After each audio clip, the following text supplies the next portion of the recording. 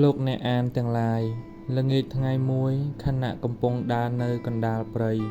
ខ្ញុំបានឮសំឡេងទ្រហោយំទួញរៀបរាប់ចេញមកពីក្នុងព្រៃទើបឈប់ឈរស្ដាប់ដោយយកចិត្តទុកដាក់សំឡេងនោះជាសំឡេងរបស់ស្ត្រីឮមកយ៉ាងគួរខ្លោចផ្សាពីព្រៃខាងផ្លូវធ្វើឲ្យសេចក្តីមេត្តាករុណាកើតឡើងក្នុងចិត្តរបស់ខ្ញុំភ្លាមព្រះពុទ្ធជាម្ចាស់ព្រានប្រដៅឲ្យមានសេចក្តីមេត្តាករុណាអាណិតអ្នកដទៃនិងរកផ្លូវជួយអ្នកដទៃបើល្មមនឹងជួយបានគិតដល់ព្រះពុទ្ធវចនៈត្រង់នេះហើយទើបកាត់ចិត្តដើររុកព្រៃតម្រង់ទៅត្រង់សំឡេងនោះភាពដែលនៅខាងមុខខ្ញុំគឺជាស្ត្រីម្នាក់កំពុងអង្គុយយំទួញនៅជិតគំនរភ្លើងធំខ្ញុំអាចកាត់ស្មានបានភ្លាមថាគាត់កំពុងអង្គុយយំរលឹកនឹកដល់បុគ្គលជាទីស្រឡាញ់ណាម្នាក់ដែលស្លាប់ទៅនិងពេលនេះកំពុងត្រូវភ្លើងឆេះនៅលើជើងថ្កអ្នកមីងកំពុងយំរលឹកដល់នរណាគាត់ងើបមុខដល់ទៅទឹកជោកដោយទឹកភ្នែកសម្លឹងមើលខ្ញុំហើយឆ្លើយទាំងខ្សឹបខ្សួលខ្ញុំកំពុងយំរលឹកដល់កូនខ្ញុំមានកូនប្រុសតែម្នាក់គេក៏ស្លាប់ចោលខ្ញុំទៅកូនអើយកូនមិនអាណិតម៉ែខ្លះឡើយឆ្លើយប្រាប់ខ្ញុំបានតែប៉ុណ្ណោះស្ត្រីជរាក៏យំរៀបរាប់តទៅទៀតដោយសំឡេងខ្លាំងជាងមុនខ្ញុំបណ្ដោយឲ្យគាត់យំទាល់តែឃើញថាគាត់នឿយណាយល្វើយសំឡេងខ្សែវស្អកហើយទើបខ្ញុំផ្ដើមសម្ដែងធម៌លួងលោមគាត់ដោយឧបាយអ្នកមីងអាត្មានឹងនិយាយរឿងចម្លែកឲ្យស្ដាប់មួយរឿងបើអ្នកមីងចង់ស្ដាប់អាត្មាជឿថាកាលបានស្ដាប់រឿងនេះហើយជួនកាលអ្នកមីងអាចនឹងសប្បាយចិត្តឡើងខ្លះព្រះគុណម្ចាស់និយាយអ្វីក៏និយាយមកចុះស្ត្រីជរាឆ្លើយដោយមិនសូវយកចិត្តទុកដាក់នៅតែខ្សឹបខ្សួលអង្គុយមើលកងភ្លើងដោយដួងភ្នែកទទឹកជោកដោយទឹកភ្នែកខ្ញុំទើបនិយាយរឿងដែលខ្ញុំគិតឃើញឡើងបានក្នុងខណៈនោះថាពីម្សិលមិញពេលដែលធ្វើដំណើរមកដល់ឆ្នេរទន្លេគង្គាអាត្មាបានជួបស្ត្រីម្នាក់កំពុងឈរយំខ្សឹបខ្សួលនៅលើឆ្នេរទន្លេគង្គា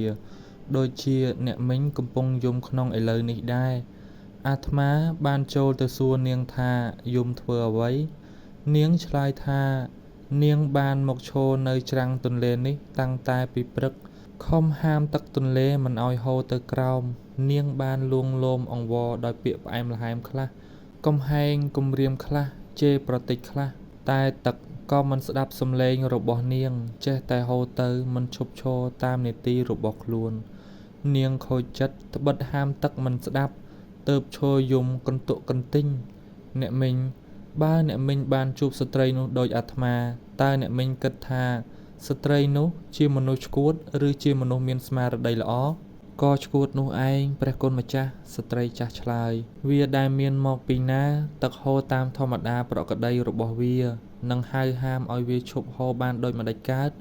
បើហាមវាមិនស្ដាប់ហើយយំខូចចិត្តក៏ជាមនុស្សឆ្កួតពិតនោះឯងកាលយាយគាត់បង្ហើបផ្លូវដូច្នេះខ្ញុំក៏ផ្ដើមលុកចូលភ្លាមបើស្ត្រីនោះឆ្កួតអ្នកមីងក៏ឆ្កួតដូចគ្នាខ្ញុំឆ្កួតយ៉ាងម៉េចស្ត្រីចាស់បែរមកសួរខ្ញុំដោយសេចក្តីមិនពេញចិត្តភ្លាមឈប់សិនកុំតន់ខឹងស្ដាប់ហេតុផលរបស់អាត្មាសិនមនុស្សយើងគ្រប់គ្នាកើតមកហើយត្រូវស្លាប់មិនមាននរណាហាមសេចក្តីស្លាប់បានព្រោះជាធម្មតារបស់សត្វពូជនិងរបស់ទាំងពួងកាលបើកើតឡើងមកហើយត្រូវប្រែប្រួលសាបសូន្យទៅមិនមានធម្មជាតិណានៅគង់វង្សរហូតទេកើតមកហើយក៏ស្លាប់ទៅតាមធម្មតារបស់វាដោយខ្សែទឹកក្នុងទន្លេគង្គាដែលហូរទៅមិនឈប់ឈរកូនប្រុសរបស់អ្នកមីងកើតមកហើយក៏ស្លាប់ទៅតាមធម្មតារបស់គេអ្នកមីងមិនចង់ឲ្យគេស្លាប់ព្រោះសេចក្តីស្រឡាញ់គេចង់ឲ្យគេនៅនឹងអ្នកមីងរហូតទៅតែកាលគេមិននៅនឹងអ្នកមីងគេស្លាប់ចោលទៅអ្នកមីងក៏យំកន្ទុកកន្ទិញកាលបើដូច្នេះអ្នកមីងក៏មិនខុសប្លែកពីស្ត្រីដែលហាម5ទឹកក្នុងទន្លេគង្គាមិនឲ្យហូរកាលមិនសម្រេចតាមបំណងក៏ខូចចិត្តទួញយំដូច្នោះអាត្មាទៅពោលថាអ្នកមីងក៏ឆ្កួតដោយស្ត្រីនោះដែរហេតុផលរបស់ខ្ញុំធ្វើឲ្យស្ត្រីជរាឈប់យំគាត់អង្គុយឈ្ងោកមុខនៅស្ងៀមដោយប្រគំគិតតែក៏នៅសឹករងឹកខ្សឹបខ្សួលម្ដងញោមស្រីខ្ញុំពោលតទៅ មនុស្សយើងជាសត្វមានហេតុផលនឹងធ្វើអ្វីទៅគួរគិតឲ្យល្អជាងមុនថាអំពើនោះអាចឲ្យប្រយោជន៍ឬសេចក្តីសុខដល់ខ្លួននិងមនុស្សដទៃឬទេបើឃើញថាធ្វើទៅហើយគ្មានប្រយោជន៍ក៏មិនគួរធ្វើការយំទួញកន្ទុកកន្ទិញដល់កូនដែលស្លាប់ទៅហើយនេះញោមស្រីបានប្រយោជន៍សុខអ្វីខ្លះអាត្មាមិនឃើញញោមបានអ្វីមកឡើយទោះញោមស្រីយំឲ្យទាល់តែទឹកភ្នែកក្លាយជាឈាមកូនប្រុសរបស់ញោមក៏មិនត្រឡប់រស់ឡើងវិញដែរមិនមាននរណាយកមាសពេជ្រកែវកងមកឲ្យញោមព្រោះការយំទួញនេះញោមត្រូវខូចទឹកភ្នែកខូចកម្លាំងចិត្តខូចសុខភាពអនាម័យការយំទួញមានតែផ្លូវខូចខាតតែម្យ៉ាងមិនមានផ្លូវបានឡើយជាអំពើដែលគ្មានបានអ្វីទាំងអស់មនុស្សយើងបើធ្វើអ្វីប្រឆាចប្រយោជន៍ដូច្នេះនឹងឈ្មោះថាជាសត្វមានហេតុផលមានវិញ្ញាណយ៉ាងណាបានមែនព្រះគុណម្ចាស់ស្ត្រីជរានិយាយឡើងដោយសំឡេងផ្ដើមច្បាស់លាស់ជាប្រក្រតីពាក្យនិយាយរបស់ព្រះគុណម្ចាស់ជួយបន្ធូរបន្ថយសេចក្តីទុក្ខសោកក្នុងចិត្តរបស់ខ្ញុំបានច្រើនជាព្រះគុណូបការៈយ៉ាងក្រៃលែងដែលព្រះគុណម្ចាស់ជួយឲ្យពន្លឺភ្លឺស្វាងដល់ខ្ញុំតែសម្រាប់កូនប្រុសម្នាក់នេះខ្ញុំស្រឡាញ់វាណាស់កាលវាស្លាប់ទៅទើបហួសវិស័យនឹងហាមប្រាមសេចក្តីសោកទុក្ខបានញោមស្រីព្រះពុទ្ធជាម្ចាស់ត្រាស់ថាសេចក្តីសោករមែងកើតពីសេចក្តីស្រឡាញ់ដែលមិនសមបំណងស្រឡាញ់ច្រើនក៏សោកច្រើនស្រឡាញ់តិចក៏សោកតិចបើមិនស្រឡាញ់សោះក៏មិនសោកសោះកូនអ្នកដតីស្លាប់មួយថ្ងៃច្រើនអ្នកញោមស្រីក៏នៅប្រងើយព្រោះញោមស្រីគ្មានសេចក្តីស្រឡាញ់គេនោះឯងបើញាតិឆ្ងាយរបស់ញោមស្លាប់ញោមក៏កើតទុក្ខខ្លះព្រោះមានសេចក្តីស្រឡាញ់គេខ្លះកាលកូនប្រុសរបស់ញោមស្លាប់ញោមកើតទុក្ខសោកសៅយ៉ាងខ្លាំងបំផុតព្រោះញោមស្រឡាញ់គេយ៉ាងច្រើនបំផុតព្រោះដូច្នោះព្រះអង្គទើបព្រានប្រដៅមិនឲ្យប្រកាន់មាំក្នុងរបស់អ្វីឲ្យច្រើនកើនពេកមិនឲ្យស្រឡាញ់រហូតវង្វេងមិនឲ្យតាំងសេចក្តីសង្ឃឹមពិតស្អិតជាប់ក្នុងរបស់ណា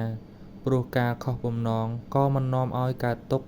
ញោមនឹងតាំងចិត្តគិតសង្ឃឹមទៅក៏បានតែត្រូវត្រៀមខ្លួនឲ្យសពគ្រប់ទុកសម្រាប់តទល់នឹងផលទាំងពីរយ៉ាងរបស់វាគឺសេចក្តីសពបំណងនិងសេចក្តីសុខបំណងការងារគ្រប់យ៉ាងមានគំនិតជាពីរគឺបានសម្រេចនិងរលំរលាយ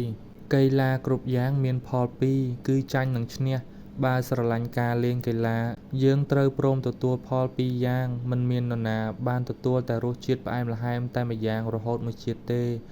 ឬជូរចត់តែម្យ៉ាងរហូតមួយជាតិក៏ដែរត្រូវបានទទួលផលទាំងពីរយ៉ាងផ្លាស់ប្ដូរគ្នាជាដរាបទៅត្រូវចេះពិចារណាឲ្យឃើញសភាពនៃសេចក្តីពិតរឿងនេះហើយប្រុងប្រៀបខ្លួនទុកឲ្យស្រេចអ្នកមិនប្រុងប្រៀបខ្លួនទុកកាលជួបប្រទះរសផ្អែមល្ហែមរបស់ជីវិតរមែងឈួតចិត្តឡើងចូលព្រោះត្រេកអរសប្បាយកាលជួបប្រទះរសជូរចត់ក៏ឈួតទៀតព្រោះខូចចិត្តអ្នកប្រុងប្រៀបខ្លួនទុករមែងញញឹមជានិច្ចទាំងក្នុងបានសេចក្តីសុខទាំងក្នុងគ្រាជួបទុក្ខទាំងក្នុងគ្រាសមបំណងនិងខុសបំណងចិត្តរបស់គេរឹងពឹងដូចថ្មភ្នំហិមាល័យដែលមិនញាប់ញ័រព្រោះខ្យល់បក់បោកមកពីទិសទាំង4ញោមស្រីធម្មតាមនុស្សយើងកាលស្រឡាញ់គ្នារមែងធ្វើល្អចំពោះគ្នាកាលស្អប់គ្នាក៏រមែងប្រទុសរាយគ្នាញោមស្រឡាញ់កូនរបស់ញោមនិងប្រាថ្នាល្អចំពោះកូនប្រុសរបស់ញោមមែនឬមែនពិតហើយព្រះគុណម្ចាស់ខ្ញុំស្រឡាញ់គេក្រៃលែងជាងខ្លួនឯងទៅទៀតបើមានវិធីណាដែលអាចធ្វើឲ្យគេមានសេចក្តីសុខបានខ្ញុំនឹងធ្វើទាល់តែអស់សមត្ថភាពតែពេលនេះគេស្លាប់ទៅហើយខ្ញុំនឹងជួយគេបានយ៉ាងណា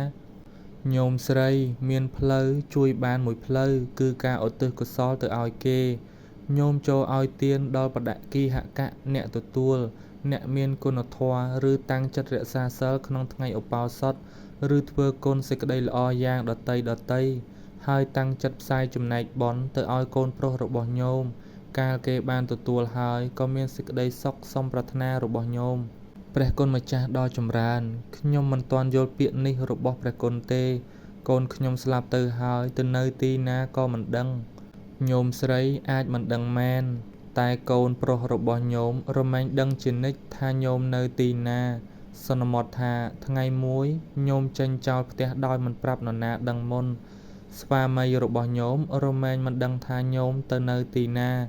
តែញោមខ្លួនឯង ទោះទៅនៅទីណាឆ្ងាយប៉ុណ្ណារមែងដឹងប្រាកដក្នុងចិត្តថាស្វាមីរបស់ញោមនៅផ្ទះនោះភូមិស្រុកនោះមែនឬមិនមែនស្ត្រីជរាឆ្លើយរ៉ាប់រងថាមែន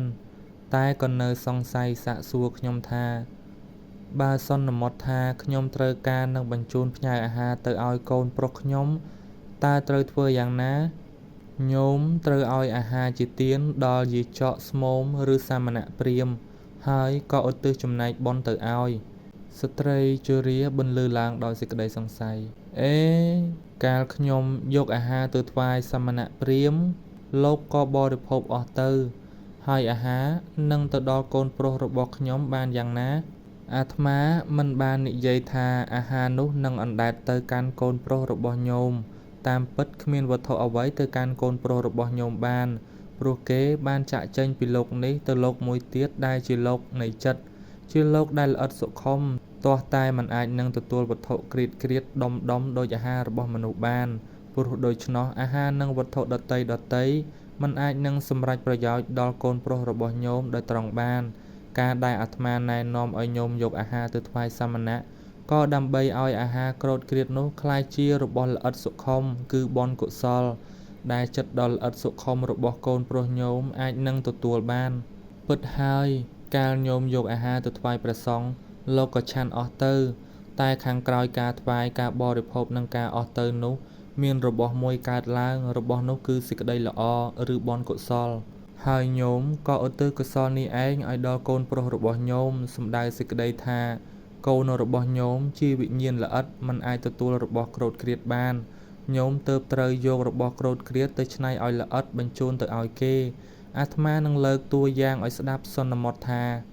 កូនរបស់ញោមទៅជួបទុក្ខលំបាកនៅទីឆ្ងាយញោមអាណិតគេប្រាថ្នានឹងបញ្ជូនផ្ទះទៅឲ្យគេមួយខ្នង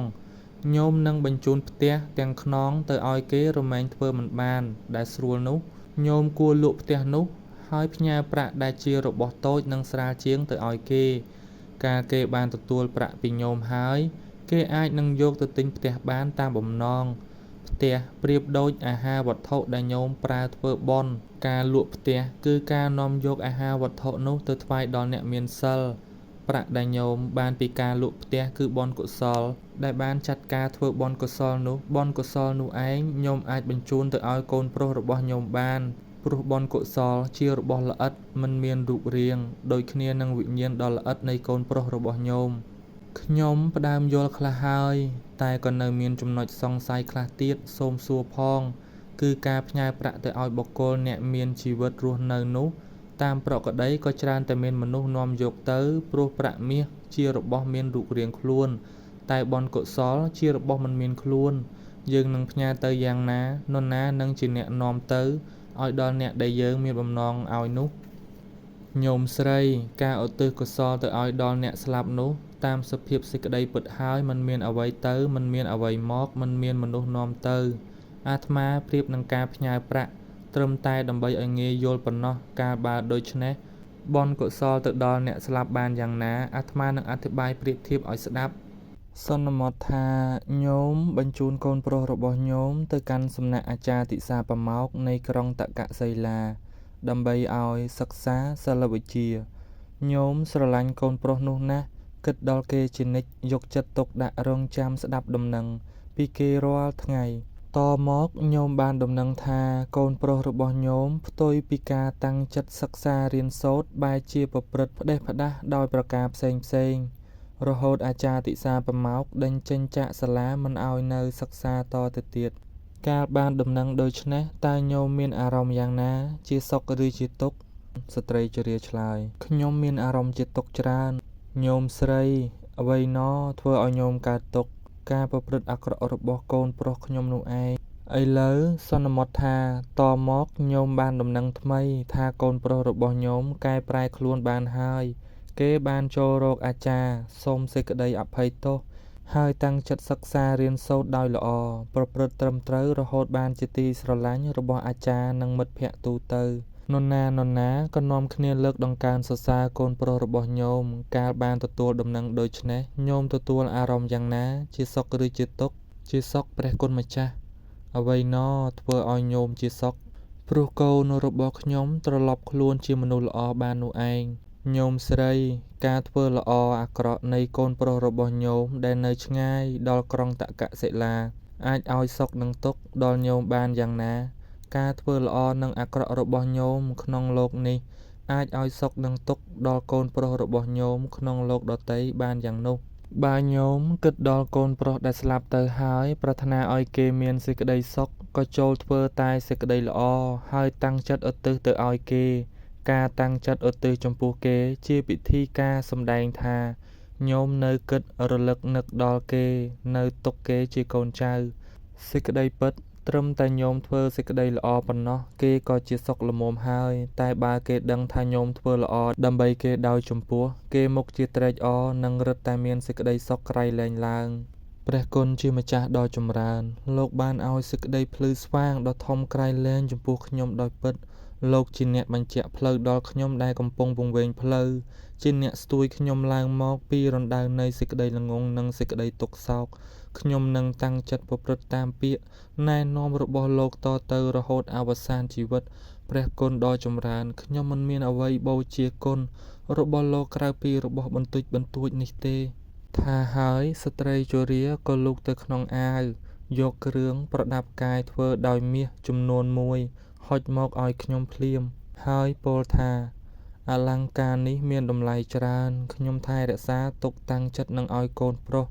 តែកាលគេស្លាប់ទៅហើយខ្ញុំសូមថ្វាយដល់ព្រះគុណម្ចាស់សូមមេត្តាប្រោសទទួលយកផងញោមស្រីអាត្មាជាសាមណៈអ្នកលះបង់ហើយនៅលោកីទ្រព្យទាំងពួងអាត្មាមិនត្រូវការរបស់អ្វីក្រៅពីអាហារចិញ្ចឹមជីវិតត្រឹមមួយថ្ងៃនិងសំពត់បិទបាំងរាងកាយប៉ុណ្ណោះដូច្នេះអាត្មាទើបមិនអាចទទួលរបស់ញោមបានយកទុកវិញចោះញោមស្ត្រីជរាមិនព្រមស្ដាប់បង្ខំខ្ញុំឲ្យទទួលឲ្យទាល់តែបានខ្ញុំបានកាត់ចិត្តដាច់ខាតហើយដែលនឹងថ្វាយរបស់នេះចំពោះព្រះគុណម្ចាស់ដើម្បីឧទ្ទិសភាគកុសលដល់កូនបើមិនឃើញដល់ខ្ញុំក៏ចូលឃើញដល់កូនរបស់ខ្ញុំផងចុះបើយ៉ាងនោះចូលដាក់លើដីខាងមុខអាត្មាមកចុះស្ត្រីជរាលើករបស់នោះបន្ទូលលើក្បាលអធិដ្ឋានអ្វីហើយក៏ដាក់ចុះតាមខ្ញុំបង្គាប់អាត្មាទទួលយកទានរបស់ញោមស្រីហើយបុណ្យកុសលផលទានកើតដល់ញោមហើយចូលឧទ្ទិសចំណែកកុសលនេះដល់កូនប្រុសរបស់ញោមចុះញោមស្រីតាក់ទងនឹងមាសចំនួននេះគ្មានប្រយោជន៍អ្វីសម្រាប់អាត្មាព្រោះដូច្នោះអាត្មាសូមឲ្យជាទានបង្វិលដល់ញោមនិងសូមឧទ្ទិសចំណែកកុសលនេះចំពោះកូនប្រុសញោមផងកាលទេសនាព្រានប្រដៅស្ត្រីជរារហូតវេលារសៀលហើយខ្ញុំក៏លាគាត់ចេញធ្វើដំណើរតទៅ